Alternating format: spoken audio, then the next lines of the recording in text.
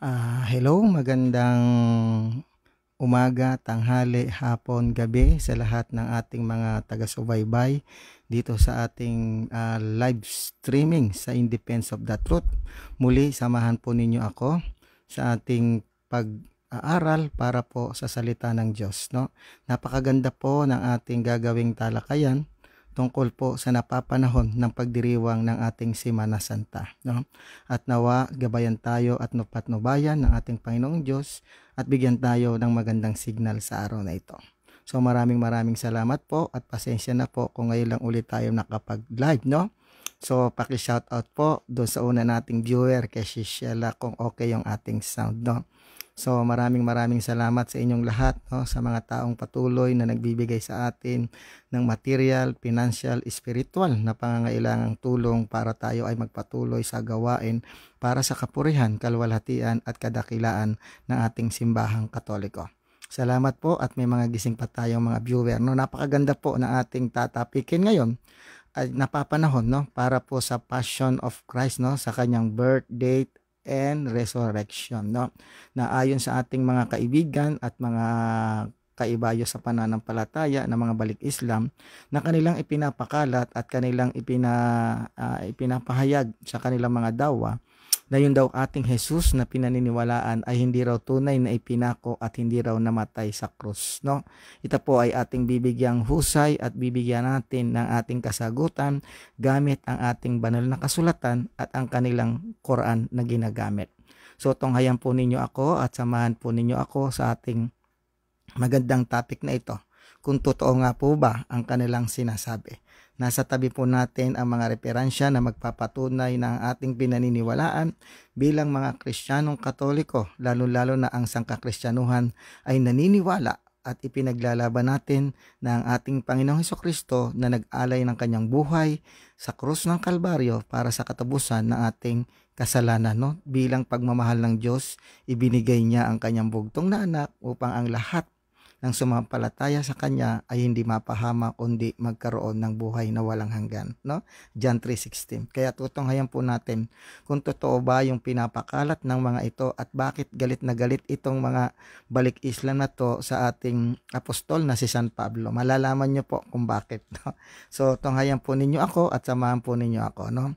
So mamaya na po tayo babasa at good news po, next week makakapag-live na po tayo sa ating YouTube channel, no? Samahan po niyo kayo. Pwede po kayong pumasok dahil magkakaroon po tayo ng Zoom, no?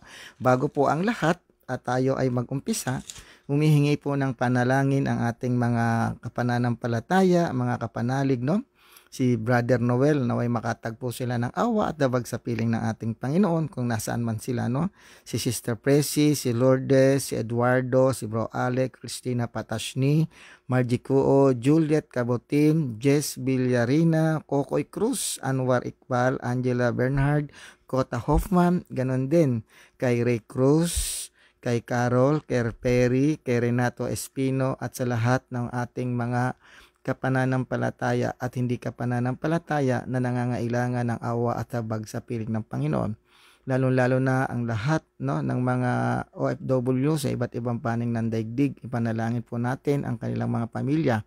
Ganoon din po ang lahat ng mga frontliners na patuloy na nakikipaglaban sa banda ng COVID-19, no? Panalangin din natin sa pagka-recover ni Sister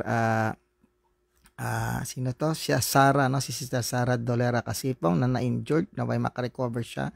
Ganun din po si Sis Neng B, no? At ganun din sa mga taong cheerful giver na patuloy na naghahatid sa atin ng material, financial, spiritual na pangangailangan. Salamat sa inyo. Hindi po namin i-mention ang inyong name. Bagkus ang Diyos po ang magbabalik ng siksik, liglig at umaapaw pa. So tunghayan po natin ang ating mga gagawing talakayan na bakit nga ba pinapangaral ng mga balik Islam ng ating Panginoong Hesus ay hindi daw namatay at naipako sa krus, no? Ito po ang kanilang ginagawang batayan, no? Ang kanilang Quran, no? Sabi dito, ayon sa kanilang banal na Quran, kung bakit ganun po ang kanilang ipinapahayag sa ating mga sangkakristyanuhan na actually hindi naman po dapat nating tanggapin yon. Ito po ang kanilang sinasabi dito. Basahin natin sa Surah chapter 4, no? Surah chapter 4 o Surah 4 157, no? Sa Surah 4 sa An-Nisan 4 157. Ganito po ang nasasabi sa kanilang Quran. At sa kanilang pagsasabi na magpaparangalan, aming pinatay ang Mesiyas na si Jesus, ang anak ni Maria, ang sugo ni Allah. Datapwat siya ay hindi nila napatay, gayon din naman siya ay hindi nila naibayubay sa krus, datapwat ang nailagay na lalaki ay kahawangis ni Jesus, at kanilang napatay ang lalaking ito. At ang may pagkakahidwa o iba pang paniniwala rito ay puspos ng alinlangan na ang kaalaman ay walang katiyakan. Wala silang sinunod maliban sa haka-haka sapagkat katotohanan siya, alaalaong baga si Jesus na anak ni Maria ay hindi nila napatay. So ito yung ginagamit nila, no, sa Surah chapter 4 157, no, na ayon sa kanila hindi raw napatay at yung daw kamukha ni Jesus ang kanilang napatay. Kung inyong napanood yung ating debate sa Balik Islam na kanilang ustad, no, hindi nila ito napatindig ng maayos. Nung po itinanong natin sa kanila, sabi ko, sino yung kamukha ni Jesus na naipako sa krus? Sasabi nila ay hindi. Hindi niya ma-mention, pero sa totoo po, ang lagi nilang pinapangaral ay si Judas daw po yung naipako sa krus at hindi si Jesus. Unang-una kung titingnan natin ang ating gospel, no? Una pong namatay si Judas bago po si Jesucristo. Doon pa lamang po sablay na ang kanilang ginagawang pagdadawa para palabasin na itong ating Panginoon Jesus ay hindi tunay na naipako, kundi si Judas Iscariote daw. So doon pa lang makikita natin na sablay po ang kanilang pahayag tungkol sa ating pinaniniwalaan. Na tayo po taon-taon ay nagdiriwang ng tinatawag nating mahal na araw, no? Kung saan ginugunita natin ang kamatayan at pagkabuhay at pagkasakit ng ating Panginoon sa krus at kanyang muling pagbangon sa kanyang kinahihigaan, ay hindi po ulo taon-taon namamatay ang ating Panginoong Hesukristo, kundi pag-aalaala kung paano tinubos ang ating mga kasalanan. Yan po ang ating bibigyan ng diin, no? Na pasisinungalingan natin yung kinakalat ng ating mga kaibigang mga Balik Islam na sinasabing ang Jesus daw na ating pinaniniwalaan ay hindi tunay na naipako at namatay sa krus, no? Wala pong ganon, no? Sa Quran po nila, no? Titingnan natin kung hindi ba magko-kontra-contradiction itong kanilang ginagamit na talata sa Quran. Ang sabi sa Surah 4:157, hindi daw naipako at hindi namatay ang Jesus na anak ni Maria, bagkus yung kamukha niya raw, no? Yung kamukha niyang tinutukoy dito, ito daw ay kamukha ng kanyang mga apostol na 12, isa raw doon ayon sa ating kadebate, pero hindi niya na-mention. Actually, kung inyong pakikinggan yung kanilang mga dawa, ang pinagbibintangan na kamukha ni Jesus ay itong si Judas Iscariote. Dahil itong si Judas Iscariote, kung titingnan natin sa ating banal na kasulatan, nauna pang namatay si Judas Iscariote bago si Jesus. Kaya doon pa lang sablay na yung sinasabi ng ating mga kaibigang Balik Islam, no, na nagpapangaral ng ganito. Ito po, binasa po natin yung kanilang Quran. Tingnan po natin ang ating banal na kasulatan kung ano po ang tinutukoy ng ating Panginoong Hesukristo, na ultimo ang ating Panginoong Hesukristo, sinabi niya na siya ipapako at mamamatay sa krus. So, tingnan natin, no? Ayon dito sa Mateo chapter 20 verse 19, no? Mag-umpisa tayo ng 17. Nang nasa daan na sila papuntang Jerusalem, ibinukod ni Jesus ang 12 alagad at sinabi sa kanila, pupunta tayo sa Jerusalem, dooy ipagkakanulo ang anak ng tao sa mga punong pari at sa mga tagapagturo ng kautusan. Hahatulan siya ng kamatayan at ibibigay sa mga hintil. Siya'y kukutyain, hahagupitin at ipapako sa krus. Ngunit muli siyang bubuhayin ng Diyos sa ikatlong araw. No? Dito natin nakikita na mismong si Jesus na i-prophesize niya ang kanyang darating na kamatayan, na ipapako siya sa krus, ang kanyang paghihirap, ang kanyang passion, no? Na ipropesiya niya, no? Sabi niya, ipapako, kukutyain, hahagupitin, no? At muling mabubuhay sa ikatlong araw, no? Tingnan naman natin yung propesiya ni Jesus at doon sa kanilang Quran, no? Basahin natin, no? Sabi naman dito sa Surah chapter 19, tingnan ninyo, no, brother, no, sister, tingnan ninyo. Ito naman yung prophecy ni Jesus doon sa Mateo 29, nakatuparan din ng Surah chapter 19 verse 33. Tingnan ninyo kung magkakontra ba. No? Dito natin makikita na itong ating mga kaibigang mga balik Islam na hindi yata ito nagbabasa ng kanilang banal na Quran. 19, chapter 19, Surah 19, 30 to 33. Basahin natin. Ito ang nalalaman. Ang ganda ng sinabi ni Jesus dito. Sabi ni Jesus dito, no? Kagayang-kagaya ng sinabi ng Mateo chapter 17 to 19. Ito, basahin natin. I-take down niyo po para magagamit niyo pong pangdepensa ito para sa ating mga kaibigang balik Islam na kumakanter at kumokontes sa ating pananampalataya. Ang sabi dito, no? Basahin natin. Surah 19:30 to 33. Sabi dito. Ang ganda, no? Bubuklatin natin. Okay na. Ito po, kung meron po kayong medyo gumagalaw yung ating stand. Sabi rito, siya Jesus ay nagpahayag, katotohanan ako ay isang alipin ni Allah. Ako ay kanyang binigyan ng kasulatan at ako'y hinirang niya na isang propeta. At ginawa niya na binibigyan ako saan man ako naroon at nagtagubilin sa akin sa pag-aalay ng sala, takdang pagdarasal, pagbibigay ng saka, katungkulang kamanggawa habang ako ay nabubuhay. No? 32. At maging masunurin sa aking ina at hindi niya ako ginawa na maging ubod ng sama at malupit na pinuno.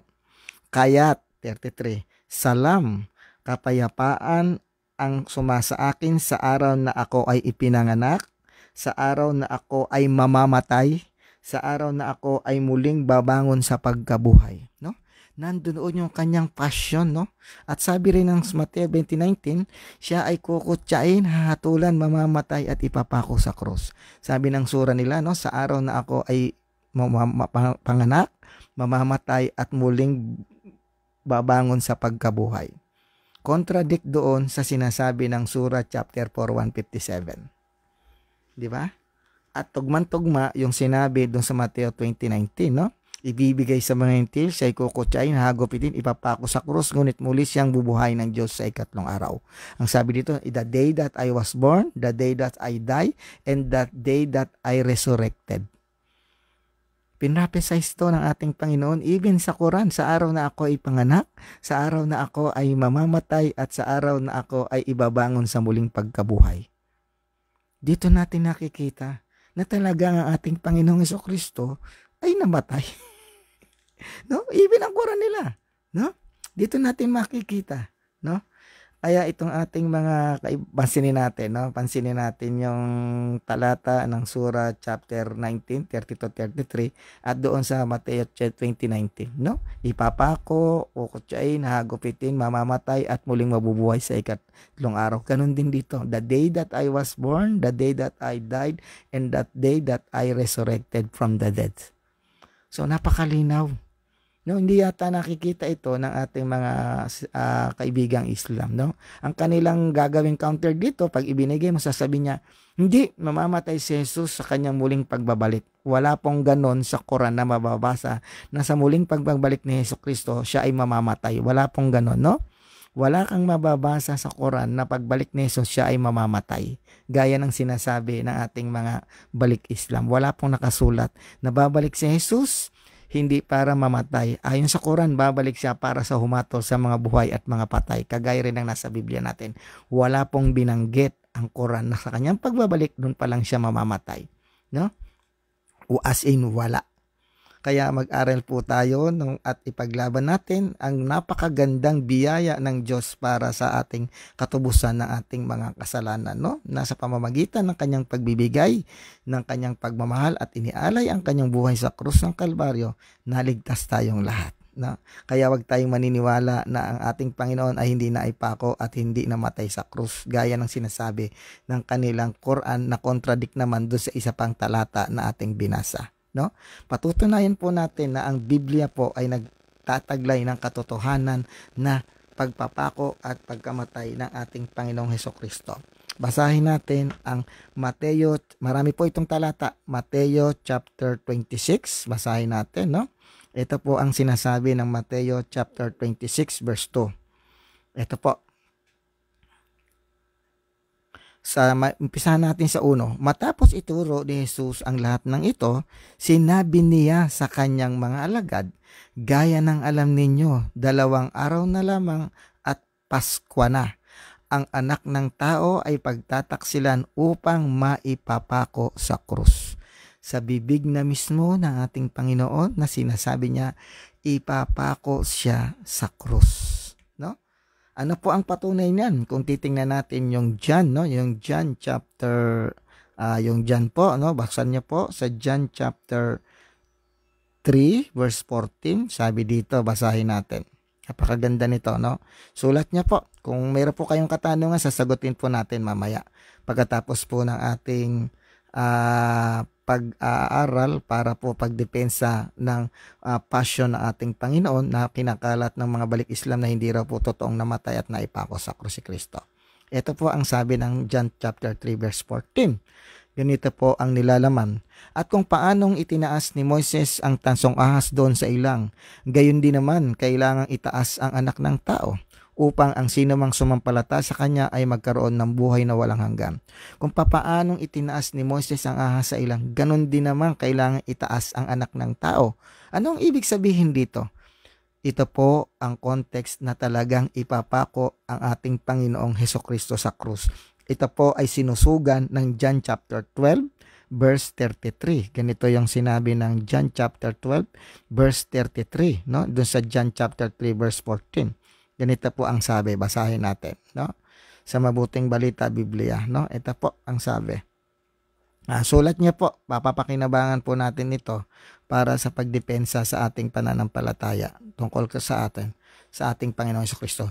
At kung ako'y maitaas na, sabi ni Jesus, no, 32 to 33, basahin natin. Sabi dito, John chapter 12, 32 to 33. At kung ako ay maitaas na, ilalapit ko sa akin ang lahat ng tao. 33.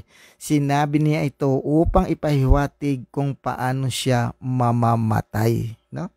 Doon pa lang, sinabi ni Jesus, at kung ako'y maitaas na, ilalapit ko sa akin ang lahat ng tao. Sinabi niya ito upang ipahiwatig kung paano siya mamamatay sa pamamagitan ng pagbayubay at pagpapako sa kanya sa krus doon sa Kalbaryo.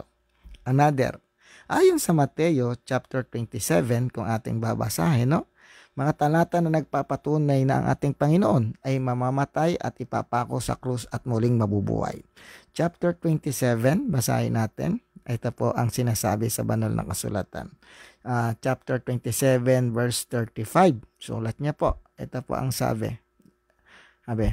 Nang maipako na siya sa krus, pinaghati-hatian ng mga kawal ang kanyang mga damit sa pamamagitan ng palabunutan, no? Sabi ni San Mateo na kanyang isa sa mga apostol, no? Apostol, ito yung mga witness doon. Nang maipako na siya sa krus, pinaghati-hatian ang ng mga kawal ang kanyang mga damit sa pamamagitan ng palabunutan. Napakalinaw, ipinako, no?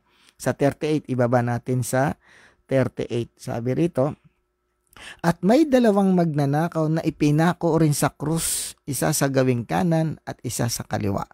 May kasamahan siya, no? Kaya merong witness na hindi ito imbento lamang, no? Sabi kasi doon sa Coronilla 4157, imbento lang daw. Hindi po. May mga witness na nando doon at meron siyang kasama doon. Humingi pa nga ito ng saklolo at humingi ng tulong yung dalawang kasama niya ipinako sa krus at hindi naman niya pinagkaitan ito ng tulong, no? Sa 44, ibababa natin sa 44, ang sabi dito. Nilait din siya ng mga magnanakaw na ipinakong kasama niya. No? Hindi lang po si Mateo, kundi pati yung mga nandoon na mga kasama niya na may kasama siyang ipinako.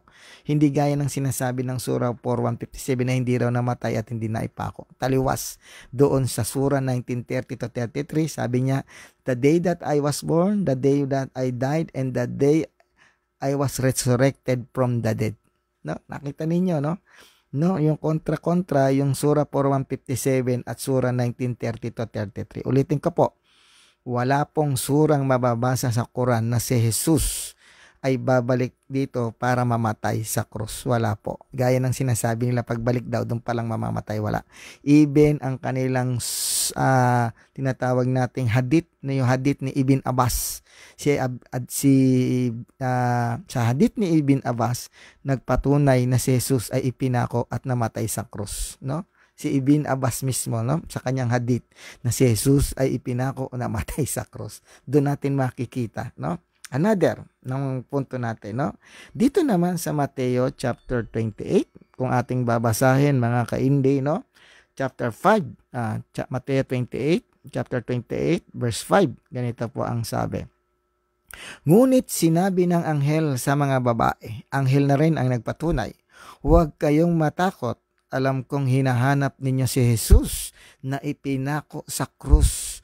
Wala na siya rito sa 6. Wala na siya rito sapagkat siya'y muling nabuhay gaya ng kanyang sinabi. Anghel na po mismo ang nagpapatotoo, hindi lang yung mga apostol, hindi lang yung dalawang kasama doon, nakatabing ipinako. Even the angels, no? Even the angel tell the truth. That sabi niya, huwag kayong matakot. Alam kong hinahanap ninyo si Jesus na ipinako sa krus. Wala na siya rito sapagkat siya'y muling nabuhay gaya ng kanyang sinabi. No? Hindi po sinungaling si Jesus. No? Gaya ng sinasabi ng Surah 4:157 na hindi raw namatay at hindi na ipako. No? Baka ibang Jesus yun. Okay, next natin, no? So naman sa Mateo to, sa gospel naman ni Marcos, hindi po nagkokontra yung 4 na ebanghilistang ito na nagpapatunay na talagang ipinako at namatay sa krus ang ating Panginoong Hesukristo. Marcos chapter 15 verse 24 then 27, no? Marcos 15. Basahin natin. Marcos 15 chapter 15. Doon muna tayo sa chapter 15 verse 15. Ito ang sabi, basahin natin, no? Sa paghahangad ni Pilato na mapagbigyan ang mga tao, pinalaya niya si Barabas at si Jesus naman ay kanyang pinahagupit, pagkatapos ay ibinigay sa kanila upang ipako sa krus. Even si Pilate na witness, no? na ibinigay si Jesus para ipako sa krus. Tuloy natin sa 24, no? Sabi rito sa 24, bababa na, ipinako siya sa krus at saka pinaghati-hatian ang kanyang damit sa pamamagitan ng palabunutan. So, ipinako sa krus ang ating Panginoong Hesukristo, no? Sa 27, ang sabi, may 2 tulisang kasabay niyang ipinako sa krus, isa sa kanan at isa sa kaliwa. Napakalinaw ng sinasabi ng ating mga banal na kasulatan tungkol sa kamatayan at pagpako at pagkabuhay na muli ng ating Panginoong Hesukristo, gaya ng sinasabi ng Surah chapter 19 verse 30 to 33. Nako, si Jesus, sa araw na ako ipanganak, sa araw na ako ay mamamatay, sa araw na ako ay muling ibabangon sa pagkabuhay. No? Doon natin makikita na yung pinangangaral ng ating mga kaibigang balik Islam ay taliwas doon sa sinasabi nila na nababasa natin sa Surah 19:30 to 33. At ganoon din pinatunayan ito ng ating banal na kasulatan, no? Sabi ni Sheila Cortez, Wednesday daw namatay si Jesus at hindi Friday. Hindi nila alam yung reckoning time, no? Si Sheila Cortez. Mamaya sasagutin natin yung reckoning time ng mga Hudyo. 12 oras lang po ang pagbilang nila sa maghapon. Hindi po 24 oras, no? Hindi po sila taga Channel 7. Joke lang po. Okay, tuloy natin, no? Marcos 16:6. Ito naman ang sabi ng Marcos 16:6. Mga talata ito na nagpapatunay na si Jesus ay namatay, ipinako sa krus at muling nabuhay, no? 16:6. Ngunit sinabi nito sa kanila, anghel din to nagsasalita, huwag kayong matakot. Hinahanap niyo si Jesus na taga Nazaret na ipinako sa krus. Wala na siya rito. Siya'y muling binuhay ng Diyos. Tingnan ninyo ang pinaglagyan sa kanya. See, ang anghel, no? Mateo, Marcos, parehas ng sinasabi na content na si Jesus namatay, ipinako at muling nabuhay sa ikatlong araw. Okay. Ano naman ang sabi ni San Lucas? Ayan, okay. Contradict ba doon sa sinasabi ni Mateo at ni San Marcos? Lucas chapter 23. Tingnan natin, no?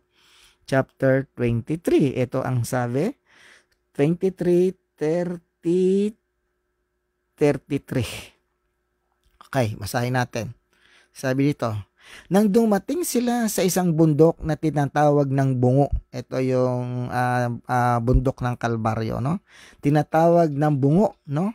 Ipinako nila si Jesus sa krus. Ipinako rin ang dalawang kriminal, isa sa kanyang kanan at isa sa kaliwa, no?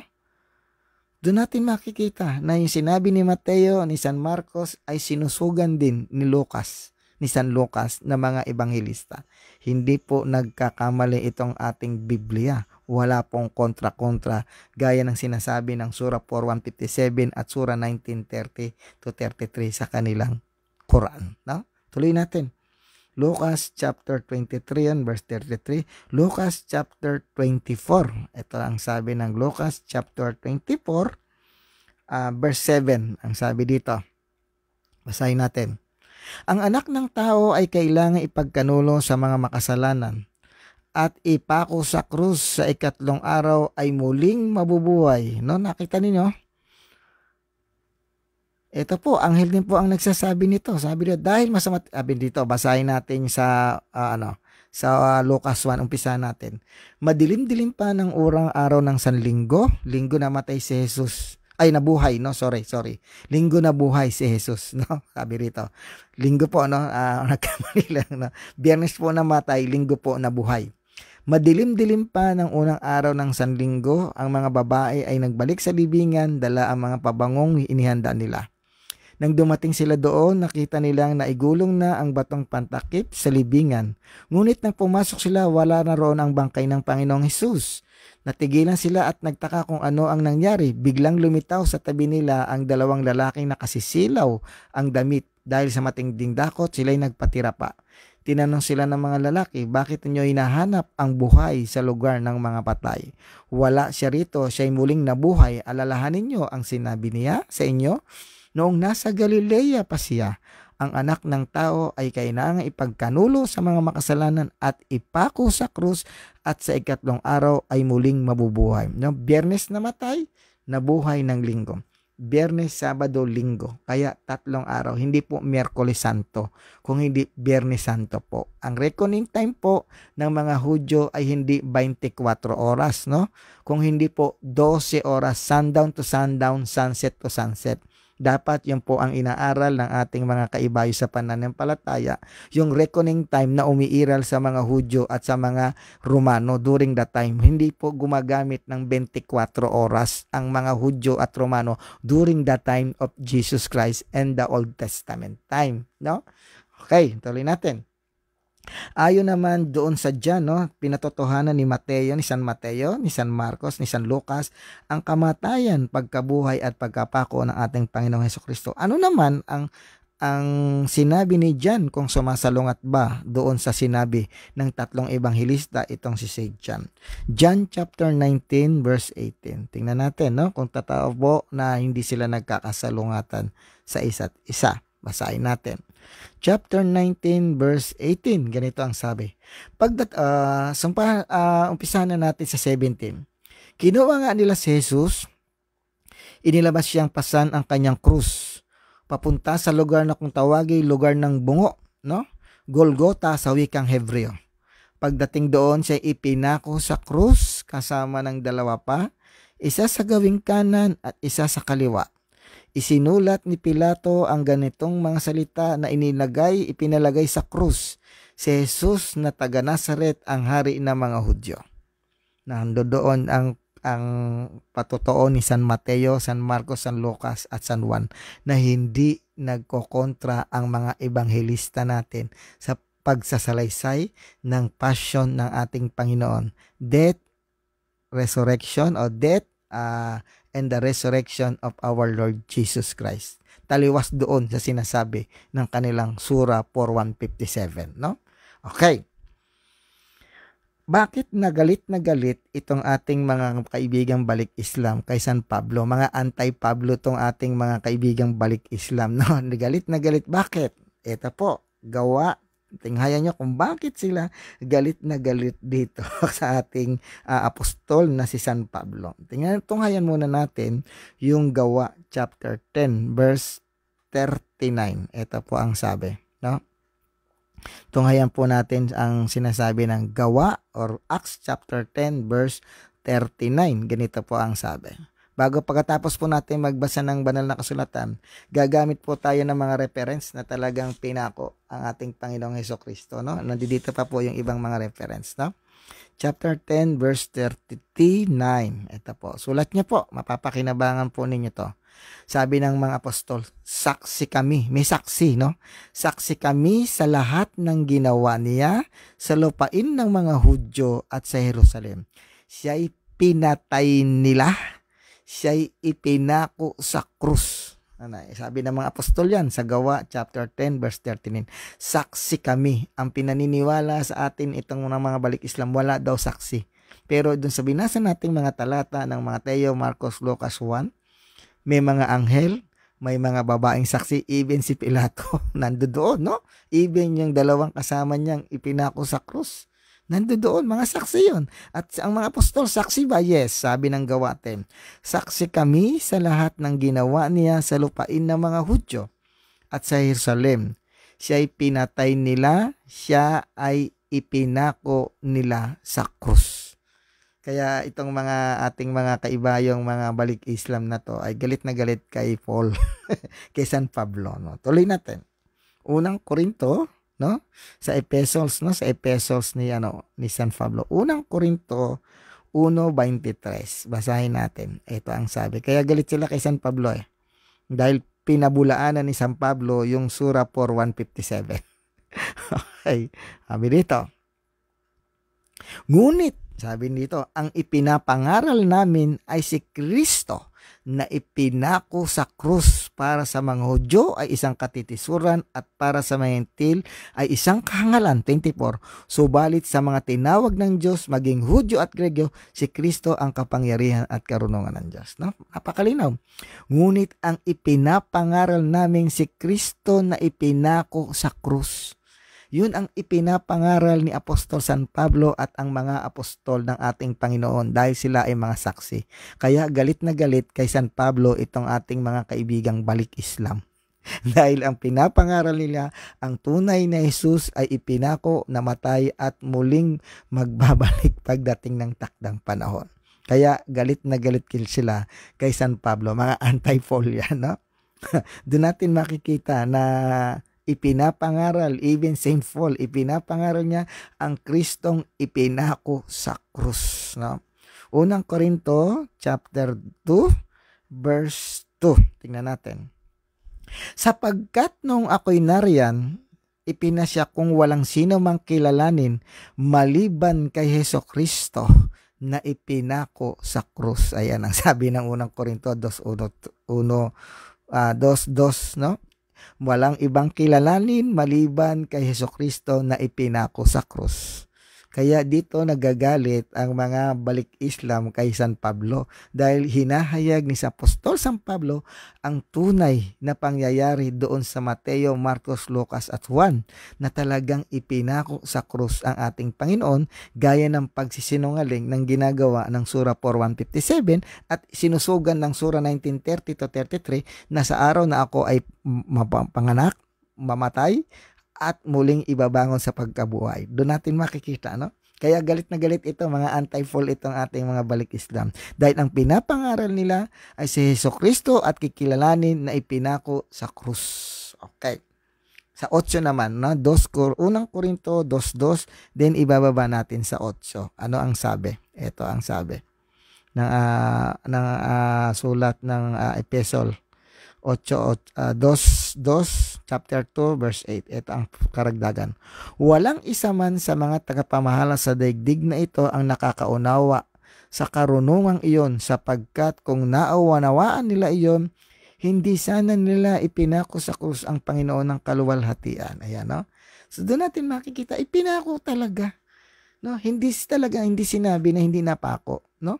Kaya kabalintunaan yung sinasabi ng Sura 4:157. Sa ating banal na kasulatan. Walang sinasabi ang banal na kasulatan na si Jesus ay hindi ipinako at hindi namatay. Kung hindi, yung Quran lang nila na isang sura lang, 4:157. No? Doon natin makikita. Another na talata Revelation. Ayan, Revelation chapter 12, no? Ito, sabi dito, talagang ipinako. Ito, Revelation chapter 11 verse 8. Ganito po ang sinasabi ng ating banal na kasulatan. Sabi dito, at sa kanilang bangkay ay mahahandot sa salangsangan ng dakilang lungsod na sa patalinghagang pangalan ay Sodoma at Ehipto, kung saan ipinako sa krus ang kanilang Panginoon. Ipinako. Hindi sinabing hindi napako at hindi sinabing hindi namatay. Kung Revelation 1:1, no, kung babasahin natin yung Revelation 1:1, nagpakita ito doon sa sabi dito, nung pinahayag ni Jesus, sabi niya, ako ang Alpha at ang Omega. Sabi niya, namatay ako, ngunit ngayon buhay na buhay, sabi ni Jesus. No? Ito, sabi dito, basahin natin. Nung araw, noon, sa 10, Revelation 1:10, sabi mismo ni Jesus, at ni Saint John na nagsasalaysay. Noon ang araw ng Panginoon, habang nasa ilalim ako ng kapangyarihan ng Espiritu Santo, narinig ko mula sa aking likuran ng isang malakas na tinig na parang tunog ng trompeta. Sabi niya, isulat mo iyong nakita ay padala mo sa 7 iglesia, sa Efeso, Esmirna, Pergamo, Tiatira, Sardis, Philadelphia at Laodicea. Lumingon ako upang tingnan ang nagsasalita at nakita ko ang 7 ilawang ginto. Nakatayo sa gitna ng mga ilawan ng isang parang anak ng tao na nakadamit na hanggang sakong at may gintong pamigkis sa kanyang dibdib. Ang kanyang ulo at buhok ay kasimputi ng balahibo ng tupa at niebe. Ito yung ito yung tinatawag nating transfiguration during that time nung bago siya ipako sa cross, nagpakita siya ng kaluwalhatian niya. Ito yon, yung ganitong senaryo na nakita ni Saint John, no? Ito yon, nagningning ang kanyang kasuotan, naging parang busilak na nakasisilaw, na nandoon si Moses at saka si Elias. Ito yung senaryo na yon, no? Yung kanyang kaluwalhatian na nakita. Sabi dito, kumikinang ang kanyang mga pa at parang tangsong pinakintab, ang parang rumaragas ang tubig, ang kanyang tinig. Sabi dito, ibababa ko na dito, 17. Pagkakita ko sa kanya ay para akong patay na bumagsak sa kanyang paanan, ngunit ipinatong niya sa akin ang kanyang kanang kamay at sinabi, huwag kang matakot. Ako ang simula at ang wakas at nabubuhay. Namatay ako. Ngunit tingnan mo, ako'y buhay ngayon at mananatiling buhay magpakailanman. Mismong si Jesus, sinabi niya, namatay ako. At during that time, sa upper room, nung sila San Pedro, yung mga apostol na nandoon, lumagos ang glorified body ng ating Panginoon. Nawala doon si Thomas, sabi ng ating kaibay sa pananampalataya, ay absent daw. Lumagos. Nung hindi makapaniwala, nung nagpakita si Jesus kay Thomas, pinasusuot pa sa daliri yung daliri ni Jesus, pinapapasok pa doon sa tagiliran na panda na pati yung pinagpakuan ipinakita. Talagang nabuhay at ipinako. Sabi, isuot mo sa aking tagiliran ang iyong daliri. No? Doon natin makikita na walang sinasabi ang Biblia na hindi naipako ang ating Panginoong Jesucristo. Jesus Christ died, resurrected from the dead. Yan po yung ating isa sa doon sa credo, no? He died on the cross, He resurrected, no? Nandoon sa ating credo, yung tinatawag nating Apostles' Creed. Isa po yan sa ating kasama doon sa credo, no? Sa ikatlong araw, muling nabuhay, no? Under Pontius Pilate, He crucified, died, and was buried. He descended into the dead. On the third day, He rose again. Credo po natin yan. Kaya kung tayo ay maniniwala sa sinasabi ng mga balik Islam na hindi namatay, parang binabaliwala natin yung ating credo about sa ating Catholic faith at yung faith ng mga early Christian na pinatotohanan ng mga 4 na magagaling na ebanghilista, even si San Pablo, na pinasabi niya na talagang ipinako at iyon ang kanilang pinangangaral, no? Another, sa unang Korinto, no, balik tayo sa Korinto, no? Sa unang Korinto, chapter 1 verse 17, basahin natin. Nandito, nakalimutan ko tong ibigay. Chapter 1, no? Sa Korinto ba? 1:17, tingnan natin. Chapter 1 verse 17. Ganito ang nakasulat. Basahin natin. Sapagkat sinugo ako ni Kristo hindi upang magbautis kundi upang mangaral na magandang balita. Ipinapangaral ko nga ito ngunit hindi sa pamamagitan ng mahusay na pagtatalumpati at karunungan ng tao, nang sa gayon ay hindi mawalan ang kabuhuluhan ang pagkamatay ni Kristo sa krus. Pinapangaral ni Apostol San Pablo na si Kristo ay talagang namatay sa krus, no? Mayroon ako mga binasang talata. Kaya galit na galit itong ating mga kaibigang balik Islam kay San Pablo dahil totoo yung sinasabi ni Apostol San Pablo. Tandaan natin, no? Sa Biblia, nakarating sa Arabia si San Pablo. No? May talata na si San Pablo nakarating sa Arabia. Okay, no? Itutuloy natin ngayon, no? Sa Galatia chapter 3 verse 1. Ito, tingnan niyo yung pinapangaral nila, no? Na hindi salungat isa sa mga sinabi ng mga apostol at ng mga ebanghelista, no? Galatia chapter 3 verse 1. Ito ang sabi. Sabi rito, mga hangal kayong mga taga-Galacia, sino ang nakagayuma sa inyo? Maliwanag na pinapahayag na sa inyo kung paano namatay si Hesukristo sa krus.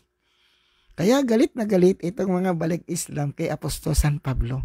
Talagang pinapangalandakan ni Apostol San Pablo na itong ating Panginoong Hesukristo namatay sa krus at muling nabuhay. Kaya galit na galit sila kay San Pablo. So alam na natin ngayon kung bakit anti-fall itong mga ustad nila, yung mga balik Islam, dahil malinaw na malinaw pa sa mineral water na ang ipinapangaral ng mga apostol, ang Jesus na ito ay ipinako, namatay at muling nabuhay. You know? Hindi po sinasabi doon sa 4157 na hindi siya naipako. Kabalintonaan po 'yun, no? Galatia chapter 5 verse 11. Okay. Sabi rito sa 5:11, mga kapatid, kung talagang nangangaral pa ako na kailangan ang pagtutuloy, bakit pa ako inuusig hanggang ngayon?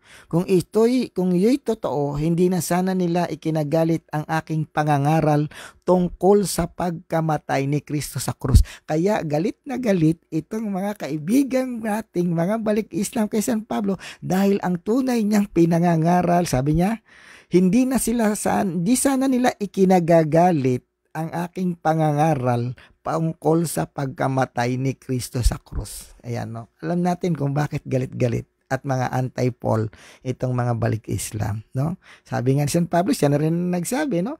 Hindi na sana nila ikinagagalit ang aking pangangaral tungkol sa pagkamatay ni Kristo sa krus. See, alam na natin kung bakit anti-Paul ang itong ating mga kaibayo sa pananampalataya. Okay, so napakalinaw, no? Ano naman ang sabi ni Apostol San Pedro? Okay, ito po. Basahin natin ang sinasabi ni Apostol San Pedro. Ito, no? Chapter 2, verse 24. Sulat niyo po ito, magagamit natin to. 2:24. Ito po ang sabi ng ating Apostol San Pedro. Sabi rito, basahin natin. Okay. Sa kanyang pagkamatay sa krus, mismong si San Pablo at even si San Pedro at ang mga apostol ang nagpapatunay, no? Sa kanyang pagkamatay sa krus, pinasa niya ang bigat ng ating mga kasalanan upang tayo'y mamatay sa kasalanan at mabuhay ayon sa kalooban ng Diyos. Kayo'y pinagaling niya sa pamamagitan ng kanyang mga sugat. Ayan. Yun ang layunin ng Diyos kung bakit siya nagkatawang tao. To save the humanity, no? Para sa kanyang dakilang pagmamahal, ibinigay niya ang kanyang anak, na upang ipambayad sa ating mga kasalanan. Ngayon, kung ikaw ay hindi naniniwala sa pagkamatay, pagtubos at pagpako ng ating Panginoong Hesukristo, kapatid, nakakaawa ka. Parang lalabas na hindi ka kasama dito kapag tinanggap mo na hindi namatay sa krus at hindi na ipako sa krus at hindi nabuhay ang ating Panginoon. Wala kang kaligtasan kapag ganyan ang paniwala mo. Di ba? Okay. Okay, no? So, napakaganda, no? So, maraming salamat. Ano ba ang prueba natin, no? Na mayroong mga non-Christian. Sasabihin, brother, ang ginamit mo naman ay Christian Bible yan. Tingnan naman natin yung mga non-Christian na naniniwala na talagang ipinako sa krus ang ating Panginoon. Babasahin ko, no? Isa-isa, no? Napakaganda nito. English lamang po ito, no? Pansinin niyo mga non-Christian, no, mga non-Christian na nagpapatunay na talagang ipinako ang ating Panginoong Hesukristo, no? Sabi ni Cornelius Tacitus, AD 52-54. A Roman historian in 112 AD, governor of Asia, son-in-law of Julius Agricola, who was governor in Britain AD 884. Ito ang sabi niya, no? Sabi rito. Tacitus alludes to the death of Christ and to the existence of Christian at Rome. Sabi rito. Sabi ni Tacitus, but not all the relief that could come, from man, not all the bounties that the prince could bestow, nor all the atonements which could be presented to the gods, avail to relieve Nero from the infamy of being believed or have ordered that conflagration, the fire from hence to suppress the rumor. He first starts with the guilt and punished with the most exquisite tortures the person commonly called Christian, who were hated for their prominence Christus. The founder of the name was put to death by Pontius Pilate, procurator of Judea in the reign of Tiberius. No? Dito sinabi ng isang istorya na si Cornelius Tacitus na si Kristo ay namatay at ipinako under Pontius Pilate. Sabi naman ni Lucian, no? Sabi ni Lucian, ito naman ang sabi ni Lucian, sabi niya, a satirist of the 2nd century who spoke scornfully of Christ and the Christian, he connected them with the synagogue of Palestine and alluded to Christ as the man who was crucified in Palestine because he introduced his new cult into the world. Si Lucian, no? Na nagpapatunay din non-Christian, no? Mga non-Christian yung ating mga ginagamit na nagpapatunay na talagang namatay at ipinako ang ating Panginoon. Sabi din ng isang Jewish historian, si Flavius Josephus, AD 37. Sabi rito, now there was about this time Jesus a wise man, if it be lawful to call him a man, for he was a doer of wonderful works, a teacher of such men as received the truth with pleasure. He drew over to him both many of the Jews and many of the Gentiles. He was the Christ, and when Pilate, at the suggestion of the principal men among us, had condemned him to the cross, those that loved him in the first did not forsake him, for there appeared them alive again the third day. Na divine prophets had foretold this and 10,000 other wonderful things concerning him, and the tribe of Christians so named from him are not extinct at this day. Tingnan nyo, no? Naniniwala din itong si Flavius Josephus, isang historian na Hudyo na talagang namatay, ipinako at sa ikatlong araw na buhay na maguli. Another, sa Arabic text, no? Ito ang mababasa. Sabi rito, saan mababasa? Sa title na Kitab Al-Unwan Al-Muqallal Bi Padail Al-Hikma Al-Mutawa Bi Anwa Al-Falsafa Al-Mandu Bi Hahak Al-Maripa. Ito ang sabi. But the younger Ananus, who was said received the high priesthood, was of bold disposition and exceptionally daring. He followed the party of the Sadducees, who are severe judgments above all the Jews, as we have already shown, and therefore Ananus, such as disposition, brought he had now a good opportunity as Festus, as now dead, and Albinus was on the road.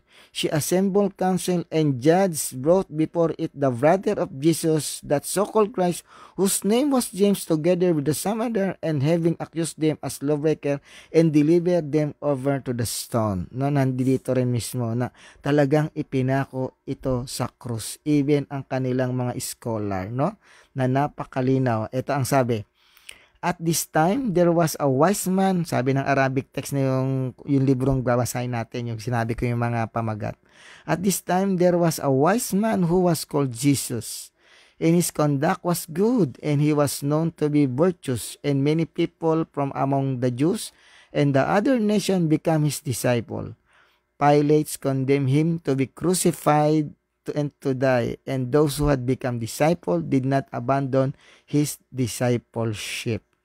Even ang mga Arabic text nagpapatunay, no, nung binasa ko yung na talagang mayroong ipinako. Si Suetonius, AD 120. Ito ang sabi ni Suetonius.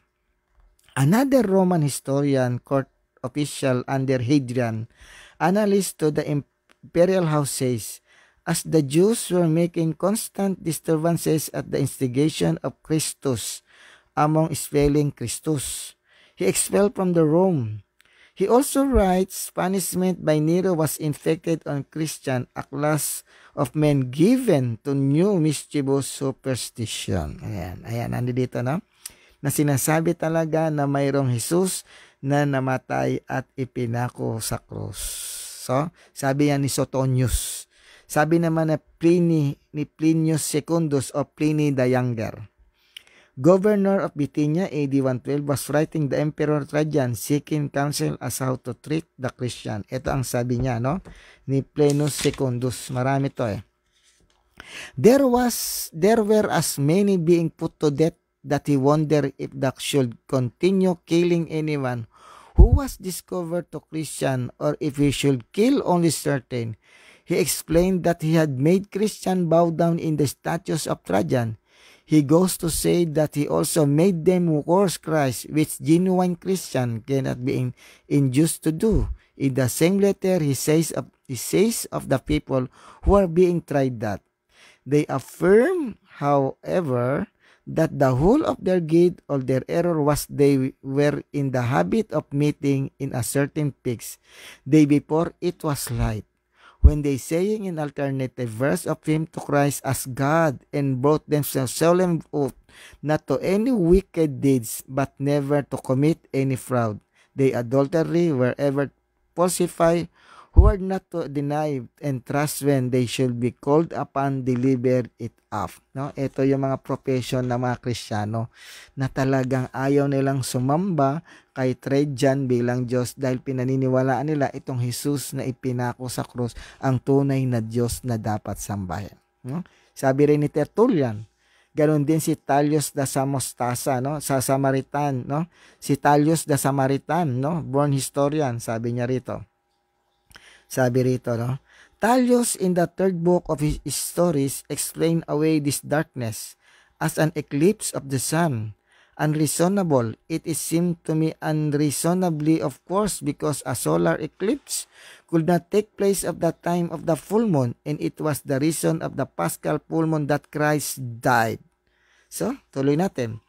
Thus, from this reference, we see that the gospel account of the darkness fell upon the during Christ's crucifixion was well known and required naturalistic explanation from those non-believer who witnesses. Sabi rin sa letter ni Marabar Serapcion. Ito ang sabi ni Marabar Serapcion, na talagang ipinako din sa krus ang ating Panginoong Hesukristo. Ito ang sabi ni Marabar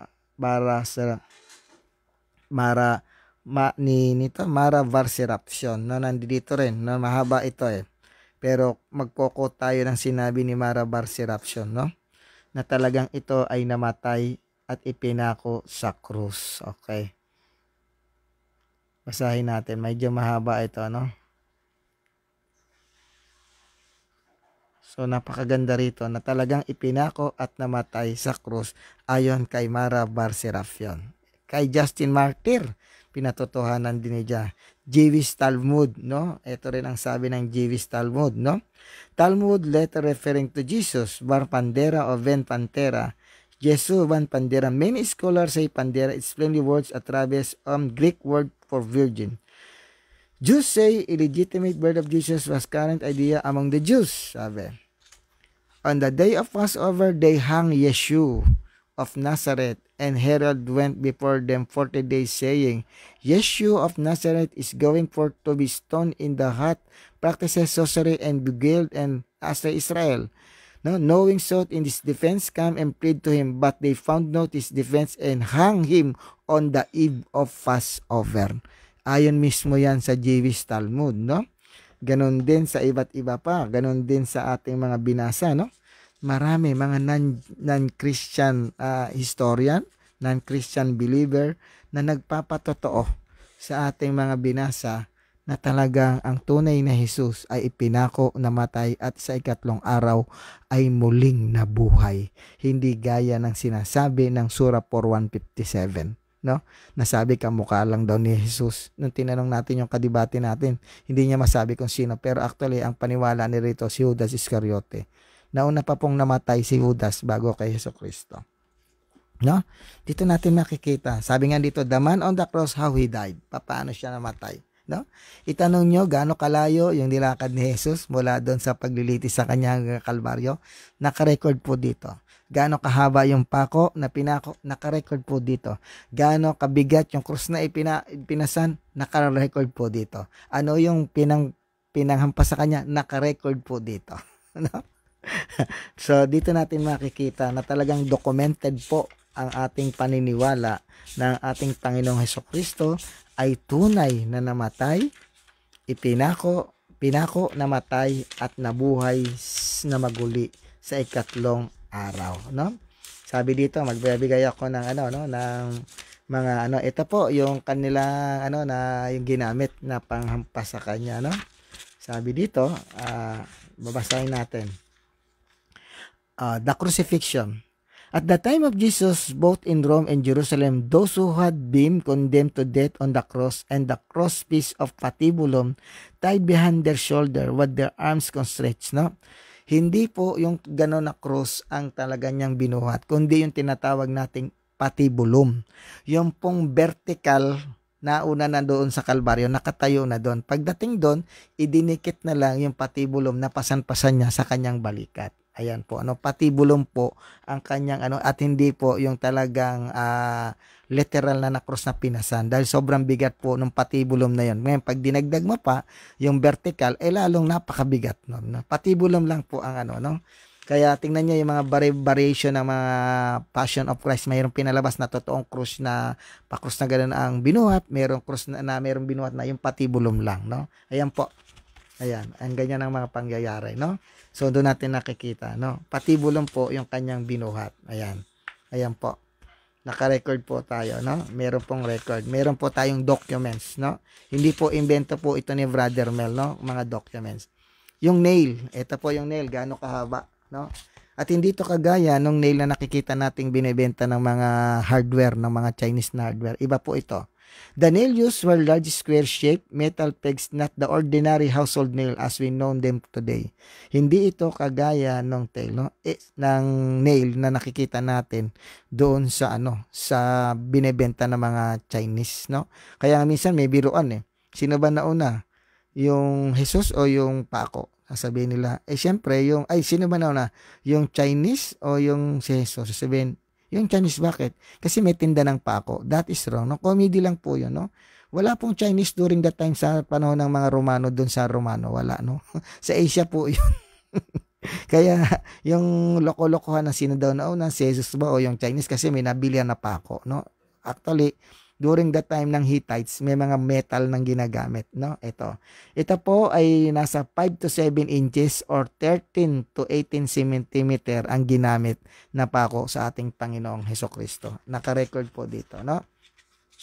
Pagkatapos, ito pa, no? Documented po ito, no? Kasi baka mamaya hanapan tayo ng dokumento, no? Kaya pinapakita ko po dito. Sabi rito, okay, gaano kalayo yung nilakad niya mula ng paglilitis hanggang doon sa Golgota sa bundok ng Kalbaryo.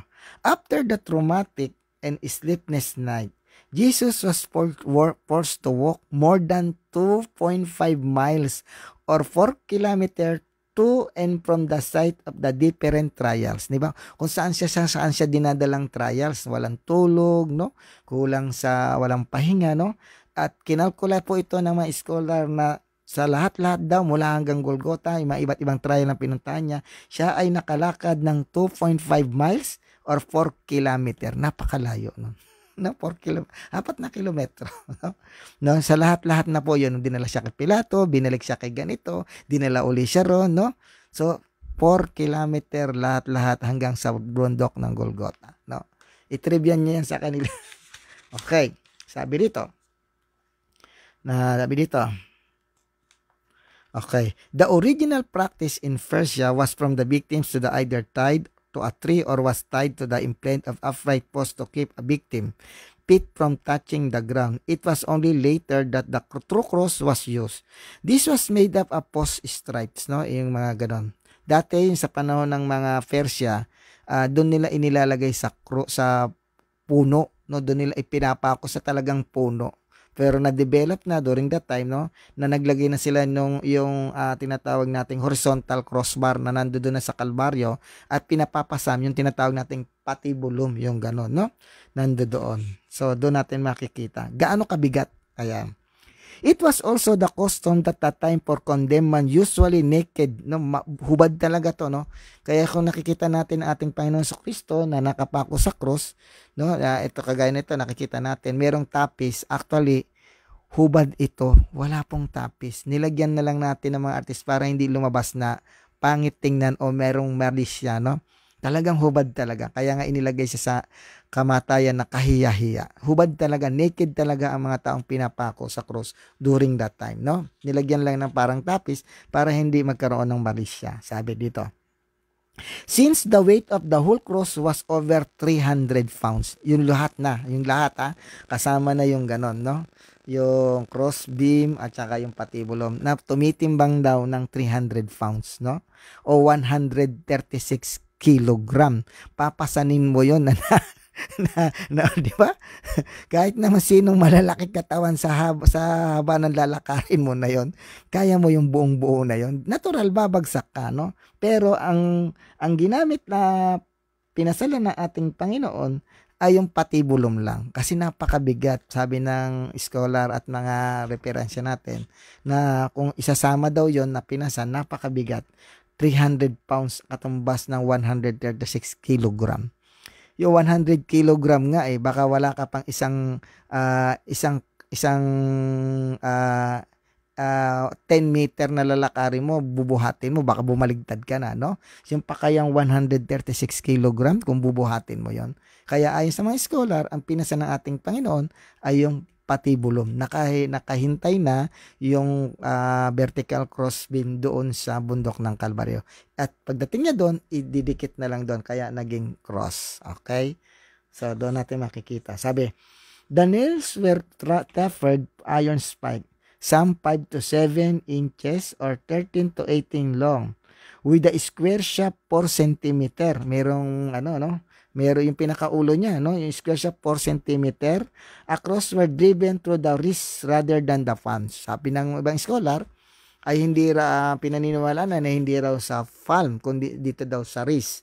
Sabi naman ng isang scholar, pwedeng sa palm pero tinalian yung kanilang mga braso, no? Yun ang kanilang sa pantaha. Kasi pag dito daw ipinako, lalagos lang, malalaglag. Kaya ang sabi ng ibang scholar, tinalian daw yung kamay, pero ang sabi ng iba, dito daw ipinako. Kaya saan yan? Basta ang importante, namatay at ipinako ang ating Panginoong Jesucristo at tatapos ang ating pananampalataya. Natubos ang ating kasalanan sa ating pananampalataya Katoliko. So napakaganda, no? Mga documented po ang ating mga binabasa at hindi po imbento ni Brother Mel, no? Meron po tayong matibay na batayan, matibay na basahan sa mga ating mga ginagamit na pagpapahayag para sa ating pagdepensa sa ating pananampalataya. Napapanahon po ang ating usapan patungkol po sa pagdiriwang natin ng Semana Santa, no? Bukas po ay Biyernes Santo na, Huwebes Santo na po ngayon, no? Napapanahon po na talakayin natin kung paano sa pamamagitan ng krus tayo ay tinubos ng ating Panginoong Jesucristo. John 3:16, for God so loved the world that He gave His only begotten Son, that whosoever believe in Him shall not perish but have everlasting life. So dito natin makikita mga kaindi na hindi po totoo yung sinasabi ng 4157 na sura. Tunay nga pong namatay, ipinako. Even mga non-Christian believer, even Talmud, Jewish Talmud nagpatunay na mayroong Jesus na ipinako, namatay at nabuhay ng ikatlong araw, no? So maraming salamat sa mga taga-subaybay natin kahit po ay madaling araw na at alas 3 na po, pasado ng madaling araw, no? Magandang umaga, tanghali, gabi, hapon at umaga sa ating lahat. Ang alam ko mga nanonood dito ay yung mga OFW natin sa iba't ibang panig ng daigdig. Ipagdasal po natin sila, no? Ganon din sa mga cheerful giver na tumutulong sa atin. Huwag po kayo mag-alala Makakasama po namin kayo via Zoom pagdating ng April 6 at aaprubahan na tayo ng YouTube na makikita nyo na kami magla-live. Iniimbitahan po namin kayong pumasok kayo sa aming Zoom na meron tayong Q&A. Ating alamin in defense of the truth. Kung ano man po ang inyong katanungan para po doon, ay gawin po natin makatotohanan ang ating pag-aaral para sa ating pananampalatayang Katoliko. Welcome na welcome po kayo. Ang gawin niyo po, subscribe, share, and like ng ating Indepes. Muli, magkakasama-sama tayo sa darating na mga araw. Lalo-lalo na yung pagninilay na ginagawa natin noon, no? Na madaling araw, pinagninilay-nilayan tayo, mag-sharing po tayo ng pagninilay sa ating pananampalatayang Katoliko. So maraming salamat. Magbabasa na po ako ng inyong mga katanungan, no? Pasensya na po kung medyo madaling araw na nag-live si Brother Mel. Kumbaga ang aking tulog ay sa umaga, ang gising ko sa gabi. Okay. Sabi ni Sheila Cortez, okay, no? Salamat din kay Ning Binan dito. Ipagdasal po natin sila, no? Na napakatyaga nitong mga taong ito. Ito po yung mga OFW, no? Ipasama po natin sila at yung mga intensyon ng kanilang hinihinging mga panalangin na mga binanggit ko po, no? Ipanalangin po natin sila. Lalo na yung mga namatay sa COVID-19 na ating mga kapanalig, no? Naway makatagpo sila ng awa at habag sa ating Panginoon Hesukristo. At ganoon din sa mga frontliners na patuloy na lumalaban para sa kaliligtas ng maraming buhay laban sa COVID-19. Sabi ni Eddie Gutierrez, Hi Bromel, Sishi. Okay. Fernando Pasione, good morning Bromel. Okay, good morning. Sheila, hi bro Ferds at bro Ferdi. Fernando Pasione, hello sis. Sabi ni Sheila, Wednesday daw namatay si Jesus at hindi Friday. That is wrong, no? Nagbigay na ako ng isa nitong talata doon sa aming debate. Talagang Biyernes namatay si Jesus, no? At maraming patotoo tayo niyan. Okay, Biyernes po at hindi po 24 oras, no? Si Sheila ang ginagamit nila. Mayroong labing 2 oras ang ginagamit na sundown to sundown and sunset to sunset. Ang ating banal na kasulatan, ang Roman reckoning time at ang mga reckoning time ng mga Hudyo ay 12 oras sa maghapon at hindi po 24 oras. Si Jesus na ang nagpatuto niyan. Ito po ang talata. Basahin po ninyo sa sinasabi dito. Sabi dito. Basahin natin, no? John chapter 11 verse 9. Sinabi ni Jesus, hindi ba't may 12 oras sa maghapon? Ayan, 12 oras ang reckoning time ng mga Hudyo. Even ang mga Roman during that time, no? Sasabihin, bakit alas 9? Sabi doon sa Marcos chapter 25, bakit 9 hour? Tapos sa Lucas 3 hours. Magkakontra ba yun? Hindi po. Ano, bibigyan natin ng liwanag. Kung babasahin nila at gagamitin nilang pang-kontra yung ating yung ating Marcos, no? Yung ating gagamitin nilang pang-kontra, bakit daw alas 9 hour doon at dito 3 hour. Tingnan natin yung context. Marcos 15, no? Tingnan natin yung Marcos 15. Dapat maging aware tayo rito kasi ito ginagamit ng ating mga separated brethren, lalo na yung mga balik Islam. Marcos 15. Tingnan ninyo yung context ng Marcos 15, no? Tingnan natin. Tinalakay ko na to pero ibabalik natin. Napapanahon po, kaya dapat nating balik tanawin ang araw na ng pagninilay natin na ito, no? 15:25. Sabi rito, pakinggan ninyo. Sabi dito, ikasyam ng umaga nang ipako siya sa krus, no? Ikasyam ng umaga nang ipako siya sa krus. No? Bakit ikasyam? Ayan, tingnan natin, 9 hour nang siya ay ipako sa krus. Ano ba yung ikasyam ng umaga na yon, no? Hindi po ito yung kagaya ng alas 9 ng umaga natin, kagaya ng umiiral ngayon na 24 oras. Alas 3 po ang patungkol yon. Ibababa mo lang sa 34, no?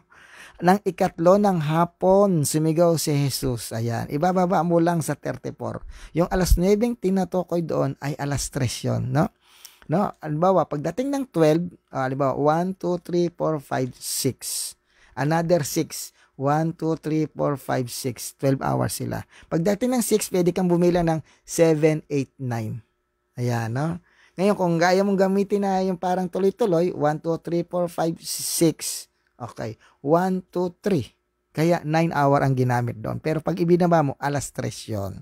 Na, in-explain na natin yan.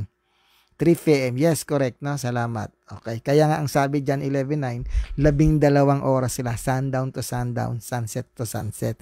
Hindi po 24 oras yung umiiral ng reckoning time ng mga Hudyo that time. Even ang mga Romano, no? Yung kinakailangan tingnan natin. Sabi ni Sheila Cortez, si Judas pinagkanulo si Jesus for 30 pieces of silver. Parang si Joseph ng kapatid niya na Judas Iscariot naman pinagbili para sa maging slave sa Egypt. Yes, no? Diyan tinatawag nating typology. Ang tawag doon, Sister Sheila Cortez, no? Mamabasya nila, Jashar. Magandang gabi po, Kuya Bromel. So, magandang gabi rin, no? Sheila Cortez, Isaiah pa lang, suffering servant na si Jesus. Yes. Basahin natin yung Isaiah 52, kung di ako nagkakamali. Ito yung suffering servant na sa Hebrew tinatawag itong Eved Yahweh. No? The suffering servant, o sa Hebrew tinatawag itong Eved Yahweh. Okay, basahin natin. Sabi dito, 52 ba o 53? Tingnan natin, no? Okay. Tingnan natin yung Eved Yahweh na to. Yung 51. Actually, basahin natin. Tingnan natin yung Eved Yahweh na sinasabi dito. Yung the suffering servant. Okay. Tingnan natin, no? Okay. Okay. Isaiah 52:13. Ito yung tinatawag na sinasabi ni Sheila Cortez, no? Yung suffering servant, yung Eved Yahweh. Sa 52:13. Sinabi ni Yahweh, ang lingkod ko ay magtatagumpay sa kanyang gawain. Mababantog siya at dadakilain. Marami ang nagulat nang siya'y makita dahil sa pagkabugbog sa kanya. Halos hindi makilala kung siya ay tao. Ngayon marami rin ang mga bansang magugulangtang pati ang hari kapag siya'y nakita at matitigilan, makikita nila ang hindi na balita kahit nakailan at mauunawaan ang hindi pa naririnig ni numan. Ayan, no? Yan yung suffering servant, no? Yung tinatawag nating Eved Yahweh. Yan yung sinasabi ni Sheila Cortez, no? Ang lingkod ko yung magtatabong binugbog, yung mga ganyan, no? Doon natin makikita. Okay. So, maraming salamat, no? Okay. Sabi ni Sheila Cortez, okay? Because by your holy cross, you have redeemed the world. Amen, no? By his stripe, we are saved. Correct. Sabi ni Sheila, meron iba na nagpapako talaga sa cross. Hindi naman turo sa atin na yun. Okay. Unang-una, tama yung sinabi ni Sheila Cortez. Wala po sa katisismong Katoliko or sa CCC natin dito na inutusan tayo ng simbahan na magpapasan tayo ng krus na literal, saktan yung ating sarili, yung flagellation o yung mortification o yung pagpapako, no? Hindi po turo ng simbahan at hindi iyan doktrina ng simbahan. Kanya-kanya lang po nila, sarili po nilang nakagustuhan yung magpapako sila sa krus. Pero hindi po yung turo ng simbahan na tayo ay magpinitensyang, magsugat-sugatan yung sarili. Hindi po, no? During that time, yan ang ginagawa ng mga Hudyo. Na sinusugatan yung sarili, magdadamit sa ako, haharap kay Yahweh. Yan ang ginagawa. Pero sa atin ngayon, hindi. Hindi yan tinuturo ng ating simbahang Katoliko. At hindi rin tinuturo na pag araw ng mahal na araw, tayo ay magpapasan ng krus na kahoy, magpapalatigo. Hindi po ron, no? Wala pong ganung turo ang simbahan. Kanya-kanya lang po diyang, kumbaga, panatiko na po ang ginagawa, no? Wala pong turo. Even ang simbahan, even ang mga pare, sinasabi po na hindi dapat gawin yung mga ganon dahil hindi po yung turo at aral ng ating simbahang Katoliko. Sabi ni Paulins Busano, maayong buntag, Bromel. Amen. Bromel, pa-order at itong imong books about Freemasonero to set. Okay, MB Paulins, Amilna Busano, i-PM mo lang ako at papadala ko sa iyo yung iyong Freemasonry, no? 8 piraso na yon, yung isang copy nun, hindi na na-print kasi out of print na yon. Bali 8 booklets na lang po yon, no? Okay. So salamat. PM mo ako, MB Paulins Amila Busano, at maidi-deliver natin sa iyo yan, no? So maraming salamat sa lahat ng ating mga at hintayin po namin kayo sa aming paparating na Q&A, ating alamin in defense of the truth. At gagawin po natin to sa araw ng gabi, no? Magsasama-sama tayo. Kahit kayo, pwede kayong sumagot, no? Kahit kayo, pwede kayong makijoin, no? Kahit sino po, at ipapapasukin natin doon, pwedeng magsagot kung alam niyo yung sagot. Tandaan natin, si Brother Mel, ay hindi po all-knowing. Tao rin po ako at may limitasyon po ang aking kakayahan. Meron akong alam na hindi nyo alam. Meron akong alam na hindi nyo alam. Meron kayong alam na hindi ko alam. Yan, give and take lang po tayo. Kaya samahan po ninyo ako sa April 6 po, no? Hindi ko sinabing tentative po yung April 6 natin. Magkita-kita tayo sa Independence of the Truth, ating alamin, at inaanyayahan ko po kayo, maggawa na po kayo ng mga tanong ninyo tungkol sa ating pananampalataya. At kung ano pa man pong mga katanungan ay sasagutin po ng Independence of the Truth sa abot ng aming makakaya at sa abot lamang ng aming kakayahan. Limitado po si Brother Mel dahil tao lang po tayo at limitado rin ang ating kaalaman. So muli, maraming salamat sa inyo mga kaindi, at kahit nag-10 oras ng gabi, napakaraming nanonood sa atin, no? Maraming salamat sa inyo. Muli, yung mga dinanggit kong pangalan, isama natin sa ating mga panalangin. Lahat ng mga taong patuloy na nagbibigay sa atin ng material, spiritual, financial na pangangailangan, kasama po namin yan na pinamimisa, no? At kasama din po namin yan ipinapanalangin araw at gabi sa aming pagrorosaryo. So maraming salamat. Hanggang dito na lang po si Brother Mel, no? Sabi ni sinina, itanong mo kay Eddie Rosiano, no? Actually, si Rosiano. Okay, ibauna natin sa hukay itong si Rosiano, no? Ating alamin in defense of the truth. Pero nandoon din si Eddie Rosiano. So, salamat si Shell Cora Cortez, no? Okay, so maraming salamat. Abangan niyo po bukas or mamaya baka mag-live ating si Sis Nadram, no? Tungkol sa paghuhugas ng paa. Bakit po kailangan during that time meron tayo mamaya paghuhugas ng paa sa ating simbahan.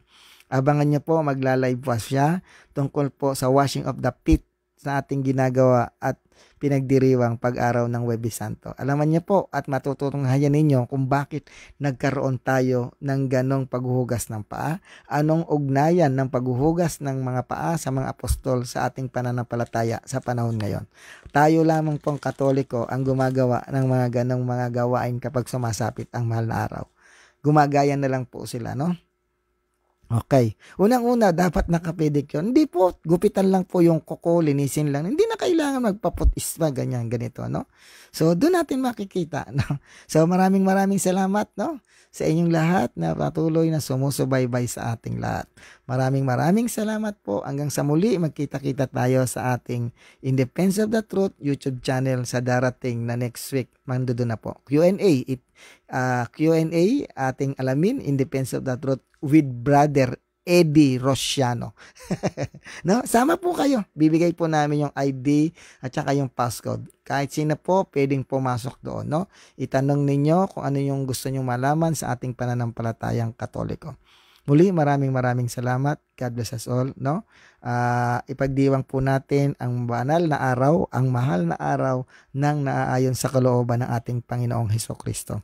No? Kasi po dumadating ang panahon pag ganitong mga panahon natin, yung iba nasa outing, yung iba na kung nasaan-saan na, no? Pag kami nangyari sinisisi yung mahal na araw, hindi po. Ang mahal na araw po ay isang panahon at pagkakataon na ibinigay sa atin upang magnilay, magtika, magpasting, gumawa ng mga corporal works of mercy para sa Diyos at para rin sa ikalalago ng ating pananampalataya. Hindi po panahon ng outing ang mahal na araw, kundi panahon ng pagtitika, pagpapasting, paggagawa ng mga kabutihan, paglilimos, pagbibigay tulong sa ating mga kapwa. Yun po ang ating dapat na gawin. Hindi po yung magpabalak tayo kung saan tayo aakyat ng bundok, kung saan tayo mag-outing, kung saan tayo magsiswimming. Hindi po yun ang diwa ng mahal na araw. Ang diwa ng mahal na araw, fasting, prayer, abstinence, almsgiving, etc. So maraming salamat po. Hanggang sa muli, God bless us all. Mabuhay po tayong lahat. Ito po si Brother Melchor Manalili na nagsasabing, tindigan ang tama, ipaglaban ang katotohanan. Viva Iglesia Katolika. Ave Maria, Gracia Plena. Maraming salamat po. Amen. Sa ngalan ng Ama, ng Anak, ng Diyos Espiritu Santo. Amen. Hanggang sa muli, magkita-kita tayo. Abangan niyo po si Sis Marilo Nicolas o si Nadram, yung kanyang live streaming about sa washing of the feet itong araw ng Huwebes. God bless us all. Mabuhay tayong lahat. Amen. Salamat sa inyong pagtangkilik at pagsubaybay sa ating programa. Mabuhay po kayo at ang buong sambayan ng inyong pamilya at ang lahat na mga OFW na tumutulong sa atin sa iba't ibang panig ng daigdig. Si Lord po ang magbabalik sa inyo ng siksik, liglig at umaapaw pa. Salamat po, magandang umaga, tanghali, hapon, gabi, madaling araw sa ating lahat. Amen, amen.